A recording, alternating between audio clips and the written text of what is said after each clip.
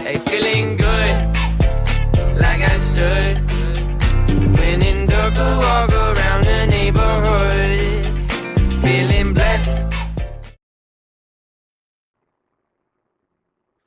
Alrighty, here we go with our lesson for 6.1.4, using rigid transformations.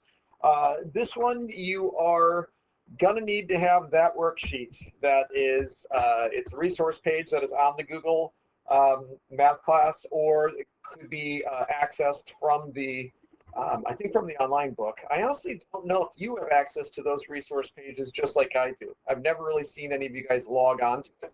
But it makes no difference. It's on the Google Classroom, so you'll want to print that out. Or I suppose you could look at it. You could create your own coordinate grid. That would be a bit of trouble. So I don't know. Hopefully you'll be able to do this activity. It is kind of fun. It's just us practicing using all of our transformations to create a design. I'm not going to go ahead and read this. I could just basically tell you what we're going to do.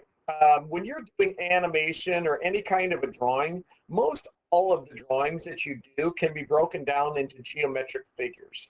For instance, you can kind of see here where you got some ovals and some triangles and rectangles and circles and whatnot. All can be combined to form the general outline of this Tyrannosaurus Rex, which then, once you got the basic shape, you could go through and add texture and detail with the arms and teeth and everything else. So what we're going to do is we are going to take and follow a set of directions, and we're going to use this as our template, this coordinate grid, and these are the shapes that we're going to be working with. Now, there will be a time when they'll ask us to create one more shape, which we'll do over here, and then we'll start moving these things over. So these are all the originals. And what we're going to do is we're going to follow the directions. Now, the directions are here on the video, and you can pause it and write down the directions and then follow the directions, or you can access all of these directions from the online books. The first thing it says is draw a rectangle with these vertices, 5, 0, 9, 0, 9, 8, and 5, 8. So I'm going to start by going over and finding each one of these locations, and I'm going to plot a point. Then I'm going to connect those using a ruler. You should use a ruler and a pencil in case you need to erase. I'm going to use the tools that I have up here to create this rectangle. So 5, 0. Let's just go ahead and get started. Now I'm going to work through this, and you can pause, and it would really be in your best interest to try and stay one step ahead of me and see if you have got mastered, because we're going to be taking a chapter test within a couple of days, and you want to know that you can do any of these types of transformations on your own without just watching me and copying what I do. Of course, then when you unpause and you check and see what I did, if you made a mistake, you can pause it, you can fix it, right? So let's go ahead and get started. So let me try and remember 5, 0, 9, 0, 9, 8, 5, 8. Okay. So I'm going to go to where x is equal to 5, and I'll do this in black. So this will be 5, 0, 9, 0. I believe there was a 5, 8 would be here, and a 9, 8 would be there. And so we're going to create a rectangle right here, and I'm going to go ahead and put that in. And I think maybe I'll change that color to red, because I'm doing the red for the others. So let's just go ahead and do that. Like that. Okay, now I'm going to erase those points and just have the rectangle in there. And now that I've completed my first, hey, stop it. That's good enough. The first direction, I am going to mark that guy out and move on to the next one. Then it says translate, which remember means a slide. So we're going to move it both vertically and horizontally. Circle A so that its center, which is the center of the circle, will sit at 7, 6. Then describe how the shape moved. All right, so when we describe how the shape moved, it's basically going to be something like this, where x is going to probably move to the right, and then y is either going to go up or down a certain number of units to get to 7, 6. So we have to do it first, then we're going to have to do a counting sequence to figure out how many it moves to the right and whether it moves up or down and how much it does. So here is triangle A, and here is the center point right there. And that center point appears to be where x is equal to -7 and y is at 15. And remember, we are trying to get to 7, 6.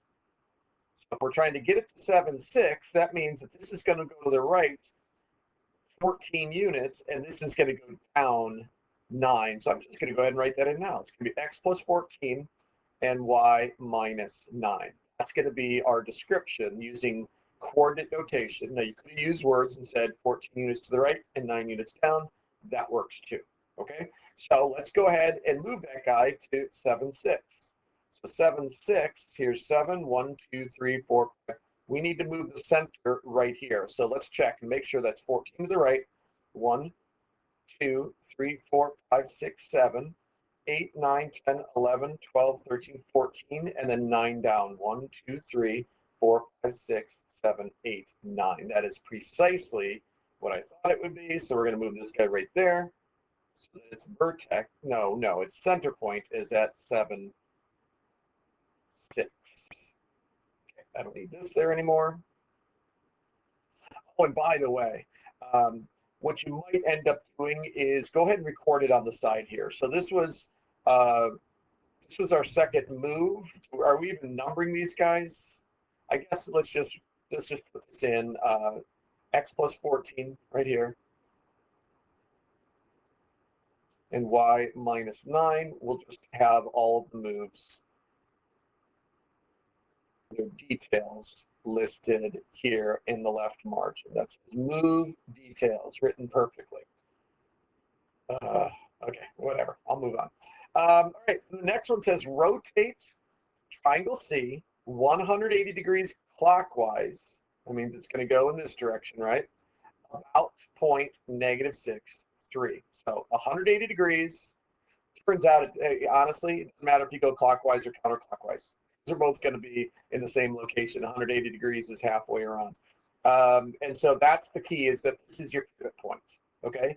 And it says record coordinates new vertices. So let's do that first.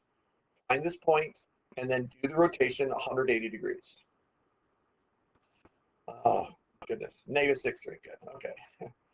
All right. So triangle C. All right. I just want to make sure I'm not making any mistakes. And it was over -6, 3. So that's our pivot point, right? So what that means is this point has got to go 180 degrees this way. And since this is 3 units long, this guy is going to be 3 units long as well. So this point comes to right there to become that point. And that means that this guy is going to follow. And if you picture this as a straight line, then this guy is going to go to here. And remember, this is a right angle. So we need a right angle here. And this is 2 units long. So this is going to be 2 units away. And so essentially what we get is this guy. Let me go ahead and rotate him 180 degrees. And then it goes to there. And so now they want the new vertices. So this point right here is the one vertex. What is that? That's at -6, 3.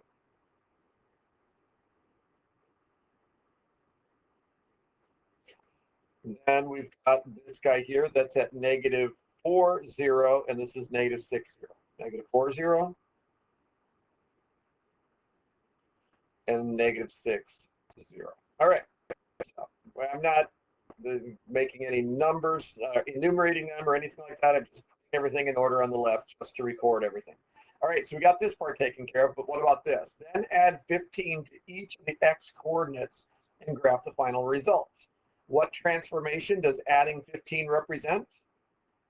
Well, we're going to slide it to the right, correct? So that's going to be a translation. So we're going to move it to the right 15 units.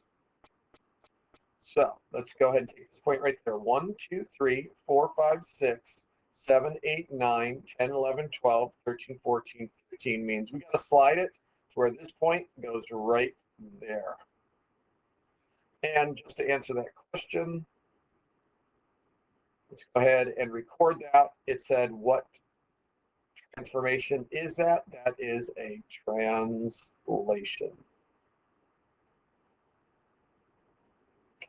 And that takes care of our third set of directions. Now let's move to our fourth one. Ooh, why do we have these guys in there? Let's get out of there. Okay, so for this guy, it says reflect or flip triangle B across the y-axis and then record the new coordinates of the vertices.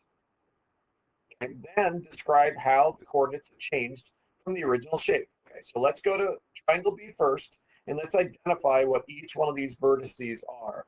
So this point here, this is -7, 11. This point here is at -10, 8. And this point here is at -4, 8. And we want to reflect this over the y-axis. So this point is going to take 1, 2, 3, 4, 5, 6, 7 to get there. So we're going to 7 across. 1, 2, 3, 4, 5, 6, 7. This guy takes 4 to get there, so we're going to go 4 across. This one takes 10 to get there, so we're going to go 10 across. And after reflecting this guy, it turns out this is an isosceles triangle. So when we do this reflection, we're not even going to notice that it reflected. So it's going to reflect over 2. Okay. So do they ask for the new? I think they do ask for the new coordinates. So these new coordinates, this is at 4, 8. No, this is it's at 4, 8.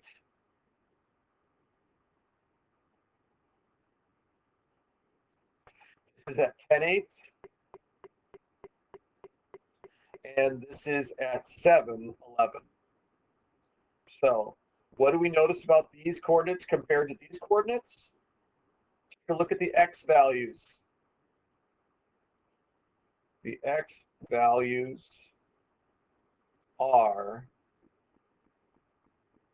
opposites. When you reflect over the y-axis, the x values of your coordinates will change to the opposite, but the y values stay exactly the same. We need that in there anymore? No. All right. I think that took care of everything there. Describe the coordinates have changed. Yes. We recorded the new coordinates. Yes, we did. That is done. Now, a new shape. Triangle D has vertices at -7, 13, -8, 11, and -6, 11. So let's put that in. -7, 13. Here's -7 and then 13. -7, 13 is right here. -8, 11. -8 and 11 is right here. And -6, 11. -6, 11. Okay, so I'm going to go ahead and make that into a triangle.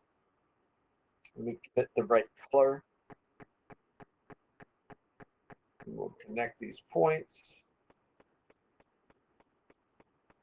Okay, and I'll erase those dots. Let's put you guys together. And now what does it want me to do? It wants me to translate this new triangle so that its top vertex is at 7, 4. Okay, describe the translation in words. Okay, so they want us to put it in words, not in coordinate notation. And so I need to get this guy, and I guess it was the -7, 13. That was the top one. Goes to 7, 4. So I can tell you right now that's going to be x plus 14 and y minus 9. So I guess in words, we'll write that it went 14 units right and 9 units down. So let's do that right now. Let's move it 14 units to the right. 1, 2, 3, 4, 5, 6, 7, 8, 9, 10, 11, 12, 13, 14, and 9 units down. 1, 2, 3, 4, 5, 6, 7, 8, 9. Let me try that again. From here, 1, 2, 3, 4, 5, 6, 7, 8. Oh, no, I'm here, aren't I?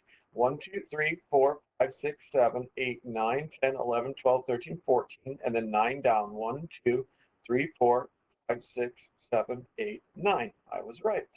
So let's go ahead and move this guy to here.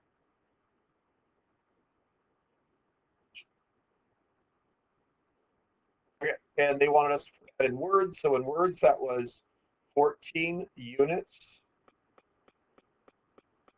right and 9 units down.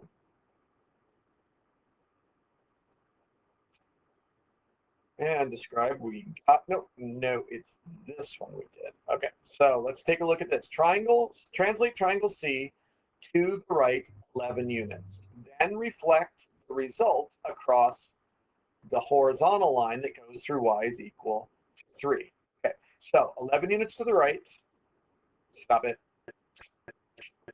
11 units to the right. And then it's going to reflect over the line where y is equal to 3. That line right there. Okay, but I need to change that because this is my, yes, that's what I want to use. All right, so 11 units to the right means I'm going to take this point here and go 1, 2, 3, 4, 5, 6, 7, 8, 9, 10. It's going to go right there. And then it's going to reflect. So that means this point is going to go 3 units down. This is going to go 3 units down. And this guy is going to stay right there. Go ahead and flip. Up and down. Stop it. There we go. Okay. Oh, well, what do we got here? It looks like a little rocket we've got here. Do they need us to do any more work there for record the new coordinates? Yes. Okay. So the new coordinates, stop it. There we go. The new coordinates are, this point is at 5, 3. This point is at 5, 0. And this point is at 3, 0. All right, and one last job to do. Translate circle A so that the coordinates, or the x coordinates, increase by 13. So it's going to be x plus 13. And the y coordinates increase by 11. So y plus 11. And then record the coordinates of the center of the circle in its new position.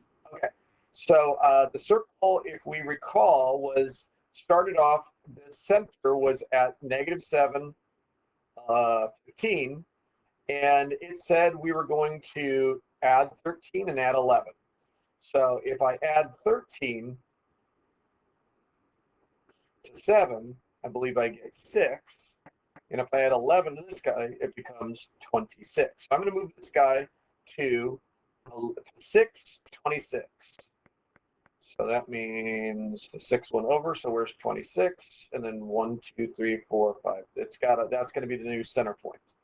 Okay, so let's see if that moves 13 to the right. 1, 2, 3, 4, 5, 6, 7, 8, 9, 10, 11, 12, 13, and then 11 up. 1, 2, 3, 4, 5, 6, 7, 8, 9, 10, 11. It sure does. Let's move that guy up there. And I believe we are finished. This, to finish it off, record the coordinates of the center position. So that was at 626. Oops, 26.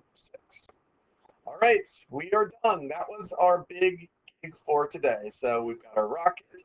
You can color this up, make it nice and pretty design, put stars and galaxies in the background, make this our moon or make that planet Mars or whatever you want to make it. All right, now this last part is optional. Cross that off, but it is fun, and if you wish to do this, get this creative design worksheet resource page, and your task is to come up with some kind of a design over here. It can be anything, but use these 6 shapes. Okay, you've got an oval, you got a circle, you got a square, you got a rectangle, you got a right triangle, and you've got an isosceles triangle. You can design anything you want. Take as much time as you need. But the key is this. The reason why we want to do this activity is for what you record below. And that is, these are all the originals. If you want to move, say, this circle A over to here, then you need to describe a translation that would get you from here to here and record that here, okay? And you could take B and do the same thing where you use the center point. This one, if you rotate it or reflect it, you're not going to notice any difference. So you might as well just translate A. And I would say the same thing about C.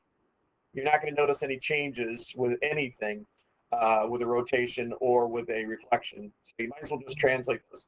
But you might need to reflect or rotate this rectangle, that triangle, or this oval. So have fun with it. Go ahead. I'd love if you end up designing something. I'd love for you to take a picture of it and email it to me so I can see the piece of art that you created. And, you know, be creative. You don't necessarily have to create a Tyrannosaurus Rex, but create something that looks pretty cool. Okay. So, I'm not going to go ahead and do that. I'm going to just go ahead and sign off. This is already 21 minutes long. You get the basic idea. Go ahead and have fun with that second activity, and I guess we're going to move on to probably a check for understanding. Yeah, we'll see about another check for understanding. All right, take care. Bye. Hey, feeling good.